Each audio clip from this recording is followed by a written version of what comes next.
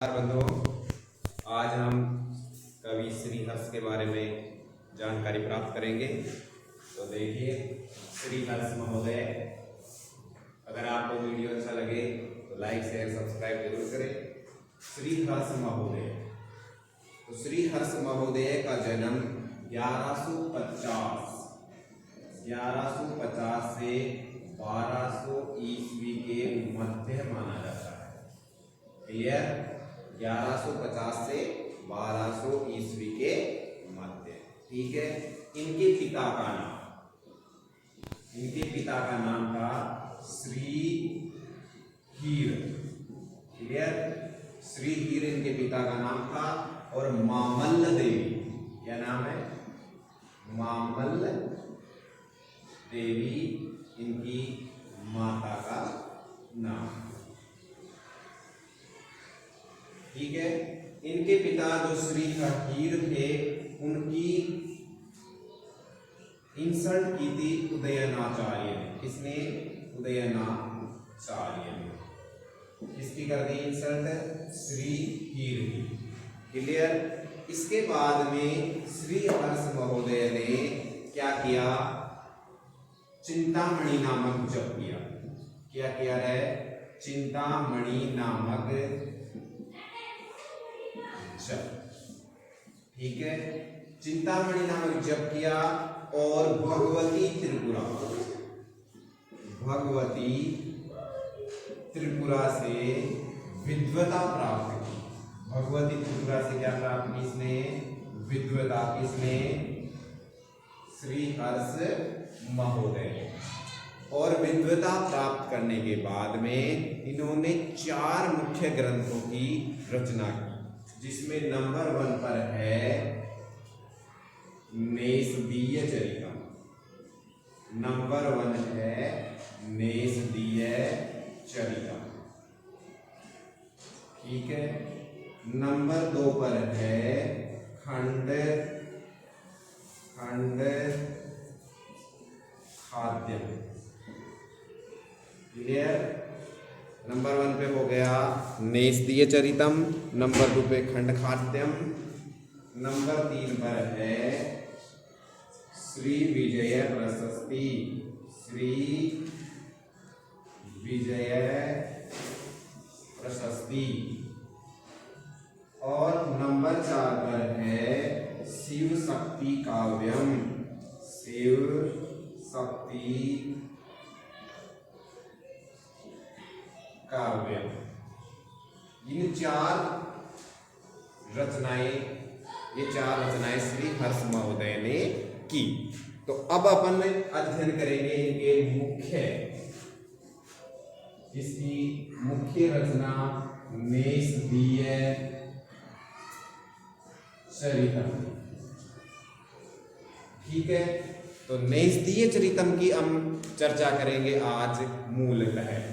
तो यहां पर हमें नेषदीय चरितम में 22 सर्ग।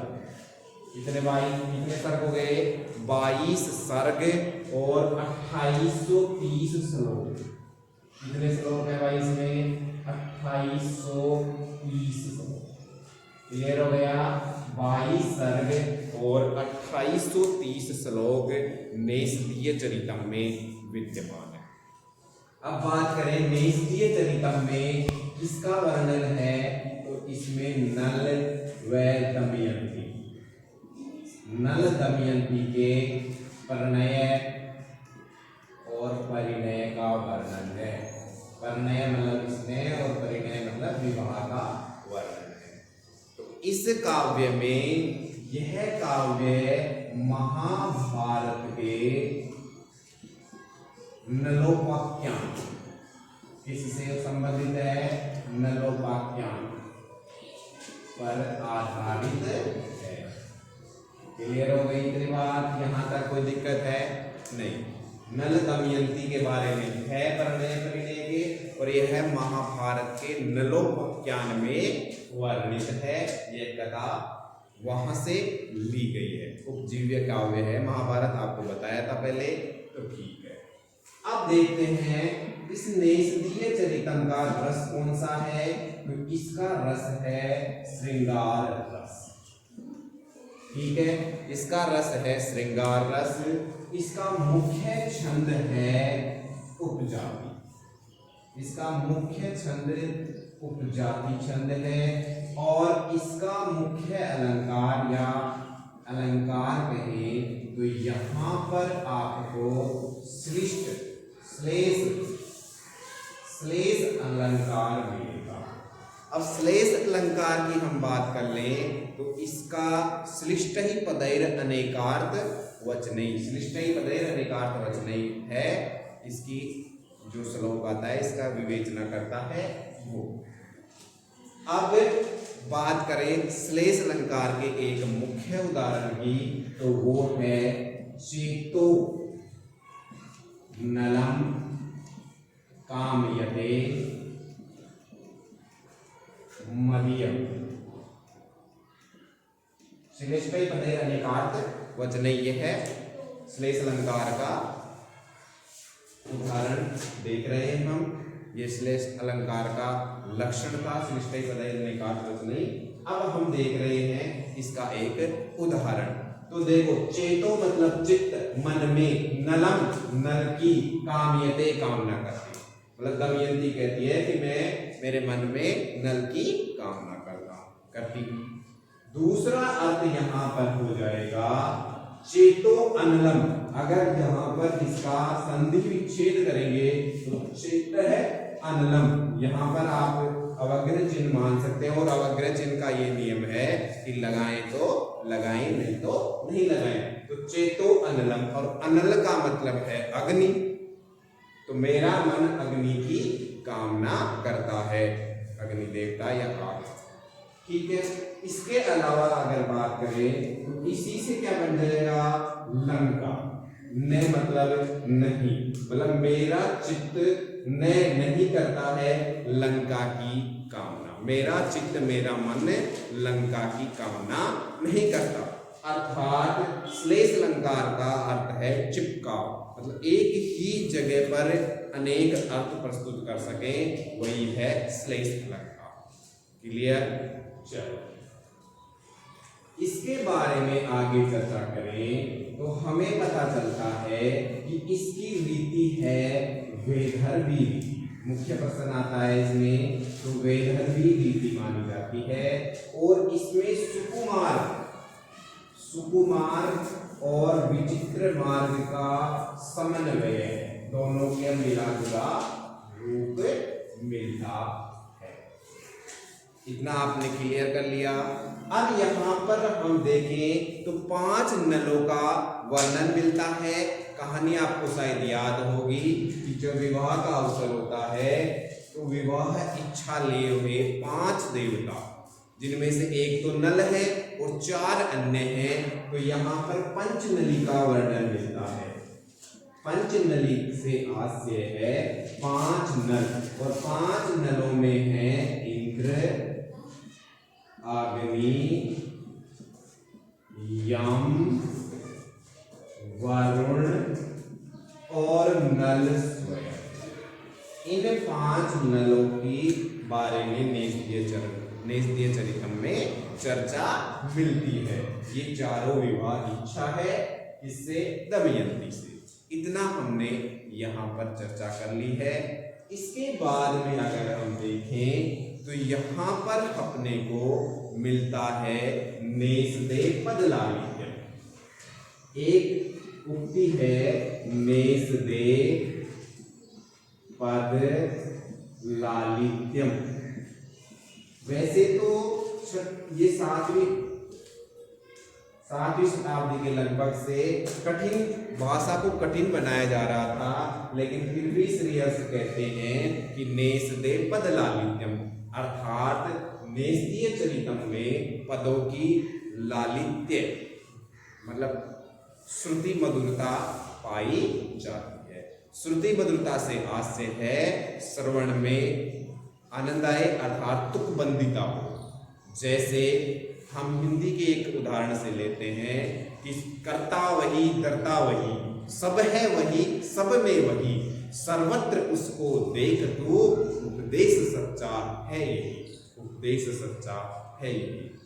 तो आपको इसमें श्रुति मधुरता नजर आई होगी।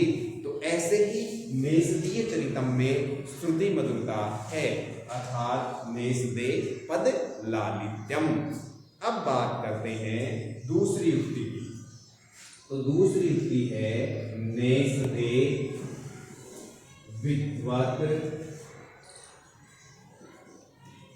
औषधम। नेसदे विद्वत् औषधम।